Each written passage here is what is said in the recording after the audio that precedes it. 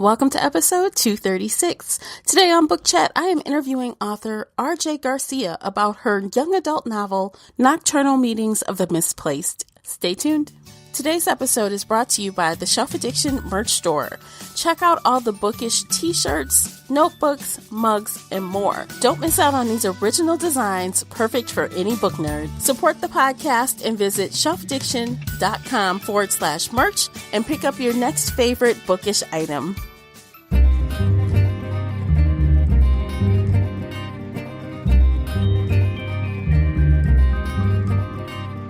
Hey everyone, I am your host, Tamara Ford, and welcome to Book Chat here on the Shelf Addiction podcast. Here on Book Chat, we get bookish with roundtable book discussions, book recommendation lists, interviews, and more. Be sure to check out shelfaddiction.com for even more content. Before we get started, let me tell you a bit about today's interview guest. R.J. Garcia is a wife and a proud mom.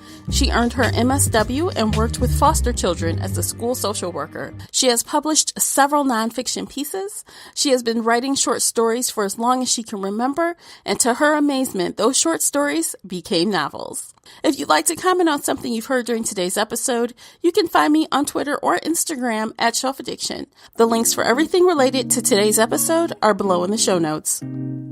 Hey RJ, welcome. Thank you for coming on today. I'm really excited to talk about your book, so let's get going. Great. I'm so excited to be here. Oh, awesome. Okay, so let's start with the one question I ask everyone. Share with us what's on your reading stand right now.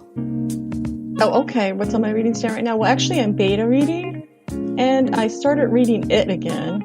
I have some Stephen King novels that I've been taking out, so I kind of got a couple different things on my nightstand. Oh, cool. So tell me, do you love it or do you not love it? Because I hear so many different conflicting things. I have yet to read it, actually. You know what? I love it. It's so amazing to read his work because it is so in depth. And then it's just sort of amazing to me. Even like the way he describes the town and the city, it's almost like a human, like a living creature. He just has such I guess attention to detail that it's kind of great to read him, but it does, you have to really kind of concentrate. It's not like an easy light read. Yeah, I've heard that. Yeah.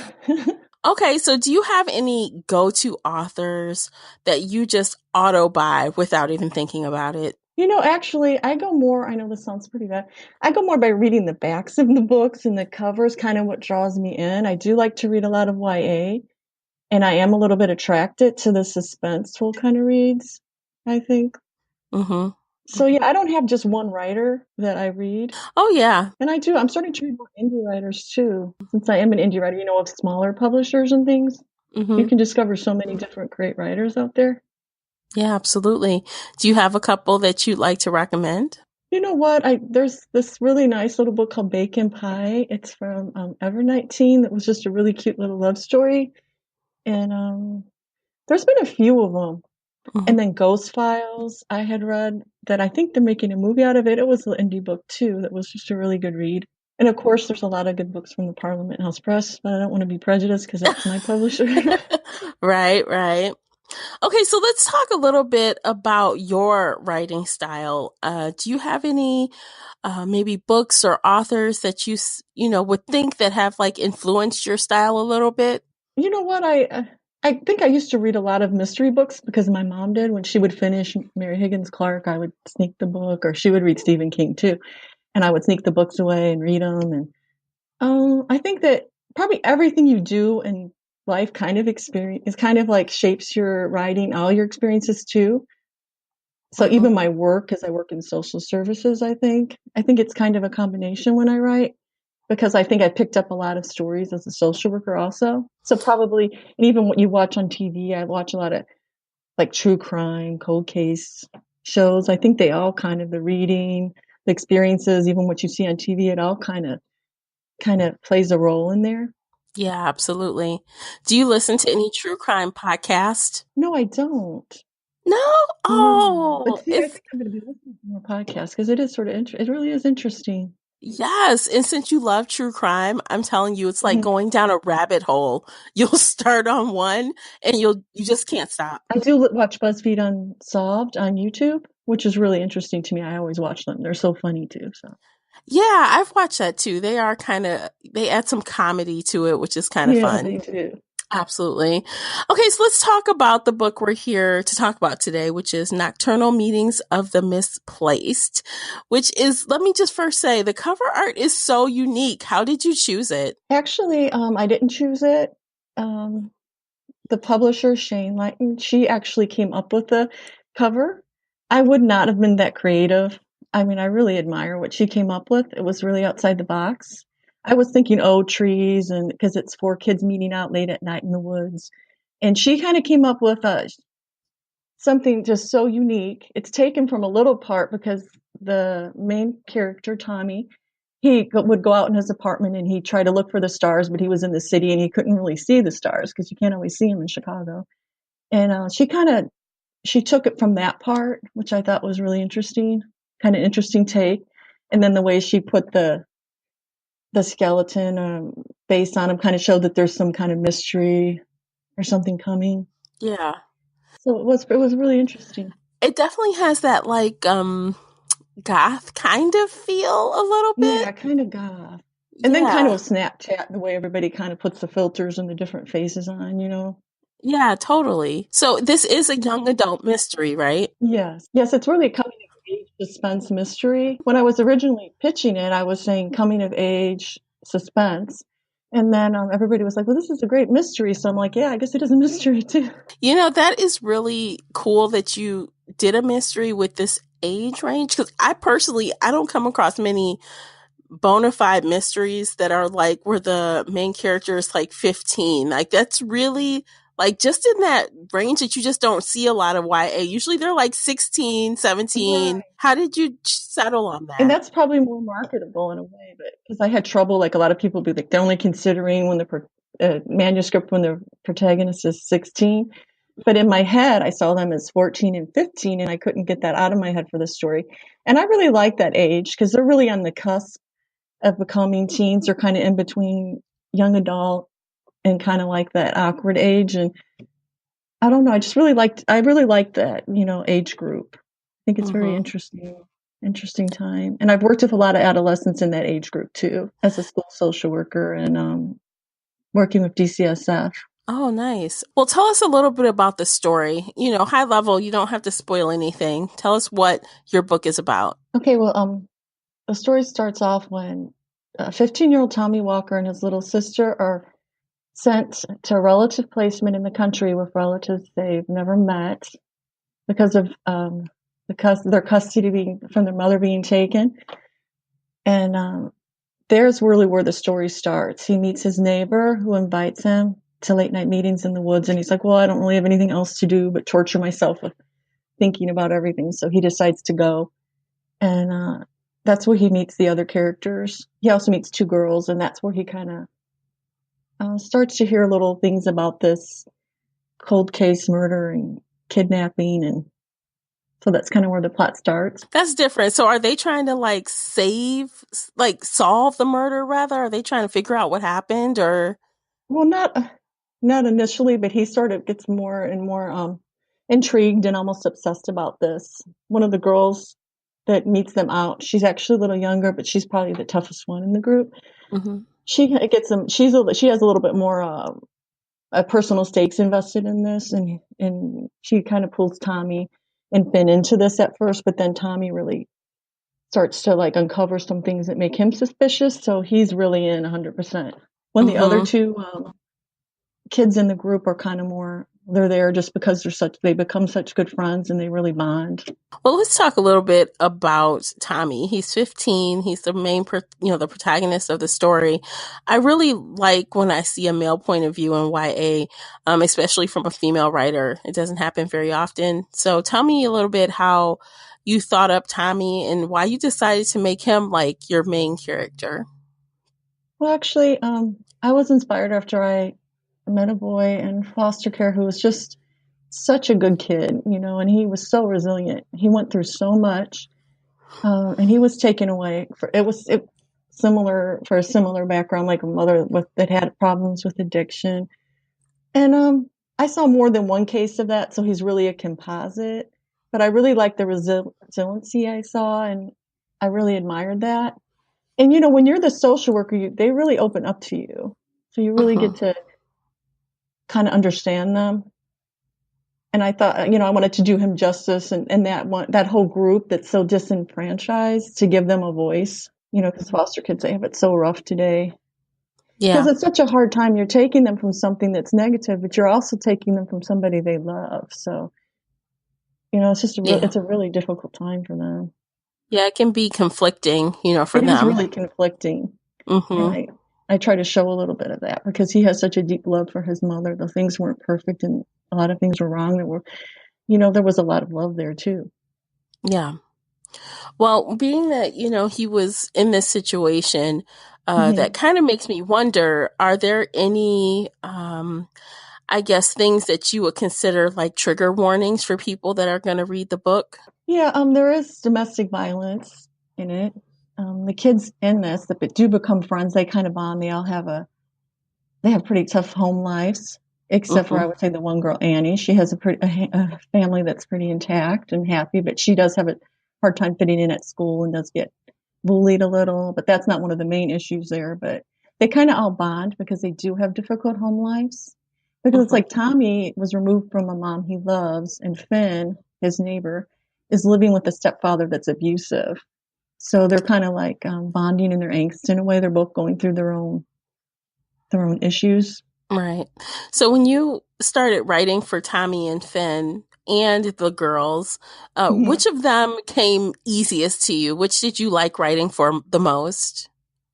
Well, the odd thing is, people tell me because I've written a lot of short stories too, that they prefer when I write from a male perspective, which is really odd. I'm not sure why that is, but I've been told that before. Um, Mm-hmm. but I think I do both well, because I hear these voices in my head kind of like talking to me, and I kind of try to write to tell their story in the right way. Probably Tommy was the easiest because he has the biggest part, so I kind of like tapped in on that the most. And then Finn is next to the lead. I'd say he has a pretty big secondary role, and it's also told from his voice also. Well, as this is YA, usually there is that little bit of romance in YA. Is there any for Tommy in this, or is it kind of just strictly? Oh, there's definitely romance in there. And the funny thing was, I hadn't really planned it. I did have one romance plan, that he would catch the eye of this almost kind of seemingly perfect girl. And I didn't really know where it would go. I did have the mystery plot of it, or the suspense plot of it, more mapped out in my brain. But the romance went in a different direction than I initially intended. I felt like two characters were being kind of drawn together. So there is a love story in it. There's actually a couple. And I think when you're that age, you can really fall hard so deeply in love, even though it may be puppy love, it may not last forever, that you can't really deny it. That at that age, you are falling in love with someone. So I didn't want to, ignore that aspect. And sometimes it's a little fickle too. So I think I addressed that. It's not like Edward and Bella, oh, I'll love you for 1,000 years, but it can feel really deep to them. And I think it's a Yeah. little more realistic of what I've seen working with adolescents. Yeah. With all of this stuff going on in this book, I would love to know, how did you kind of hone in on the cold case that you wanted to delve into? Is that something that was also inspired by real life, or did you just make it up? It was inspired by some cases I heard, and you know how truth is always weirder than fiction. Hmm. There was more than one case I heard about a kidnapping, but I did change it a lot.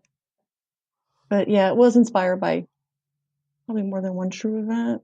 There's really probably nothing you can make up, because I mean, so many strange things have happened in our world, right? That's the truth. Pretty much a lot of seemingly unbelievable things happen. Hmm. And I just wanted to come across it in a slow, kind of natural way that seemed realistic, and not rush it. I wanted it to have more of a real life feel, sort of a slow burn to it. Like, I wanted to have the reader get to know the characters first and be a little invested before everything went a little too crazy. Yeah, so we kind of delve into the characters a little bit, get to know them a little bit before all the crazy stuff starts. Yes. Yeah, I like slow burns. I mean, especially stories that are character driven. Would you say this is more character driven than Yeah, it is anything character else? driven, and I think I always kind of write stories that are character driven, even Mm-hmm. my short stories more because yeah, I'm kind of like I try to think of the character and about the character a lot before I even start writing. And like there's some background things that I don't even use in some short stories. I try to get an idea of a character. Nice.